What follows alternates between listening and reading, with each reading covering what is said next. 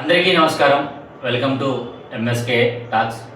తెలుగు రాష్ట్ర ప్రజలకు శ్రీ కొణిదెల శివశంకర వరప్రసాద్ అలియాస్ చిరంజీవి గారు తెలియని వ్యక్తి అంటూ లేరు, అలాగే తెలియని కుటుంబం అంటూ లేరు.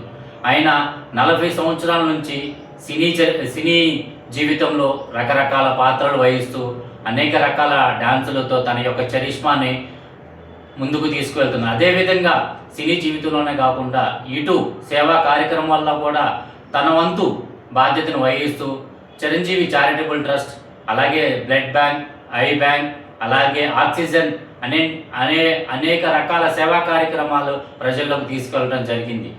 అదేవిధంగా ఇండస్ట్రీకి ఎవరైతే కొత్తగా వస్తున్నారో వారికి తన వంతుగా మోటివేషన్ ఇస్తూ సపోర్ట్ చేస్తూ బ్యాక్ బోన్గా తన వంతు ఇండస్ట్రీకి సహాయం చేస్తూ వచ్చారు. అదేవిధంగా తండ్రికి తగ్గ తనయుడిగా శ్రీ కొణిదెల రామ్ చరణ్ గారు, ఆయన కూడా సినిమా అరగ్రేటం చేస్తూ ఒక పెద్ద కుటుంబం నుంచి వచ్చినా కానీ చిరంజీవి గారు ఏదైతే మొదలుపెట్టిన సేవా కార్యక్రమాలను తన వంతుగా ముందుకు తీసుకువెళ్తూ ఒక మెట్టు ముందుకు వెళ్తూ ఇటీవల కాలంలో జానీ మాస్టర్ వైఫ్ కొరియోగ్రాఫర్ అసోసియేషన్కి ఎన్నికైనప్పుడు జానీ మాస్టర్ గారు ఇలాగా, సార్ డాన్సర్స్ అసోసియేషన్కి, ఫైటర్ అసోసియేషన్కి ఇన్సూరెన్స్ చేపిద్దాం సార్, ఏ చిన్న కార్యక్రమం ఏ చిన్న ఇబ్బంది జరిగినా వాళ్ళ కుటుంబాలు నాశనం అవ్వకూడదు. ఎవరైతే వాళ్ళ అధినాయకుడు, ఆయన అభిమానించే నాయకుడు పవన్ కళ్యాణ్ గారి స్ఫూర్తిని తీసుకొని ఆయన ఇది రామ్ చరణ్ గారికి చెప్పడంతో ఆయన త్వరితగతిన నేను ఇస్తాను, నేను ముందుగా ఉంటాను,